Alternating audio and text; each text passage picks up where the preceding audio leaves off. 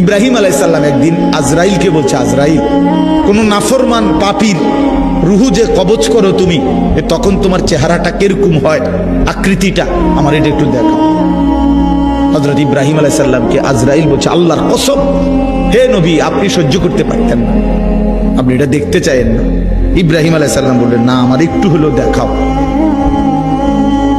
তো আজরাইল এই বিভৎস আকৃতি, মানে নাফরমানের জান কবজ করার সময় উনার যে চেহারার আকৃতি হয়, এই চেহারাটা ধরে ইব্রাহিম আলাইহিস সালামকে দেখাইলেন। বিশ্বাস করেন, এই কিতাবে আছে, ইমাম কুরতুবীর কিতাব। ইব্রাহিম আলাইহিস সালাম একটা চিৎকার মাইরা বেহুশ হয়ে গেছে। হুঁশ আসার পরে ইব্রাহিম আলাইহিস সালাম বললেন, আল্লাহর কসম, আয় আল্লাহ, মালিক আপনার কসম, কবরের আযাব, জাহান্নামের আযাব কোন নাফরমানের জন্য কিছুই লাগবে না, শুধু আজরাইলের এই ভয়ানক দৃশ্য জান কবজের সময় একবার দেখলেই তার সারা জিন্দেগীর নাফরমানির শাস্তির জন্য এটাই যথেষ্ট।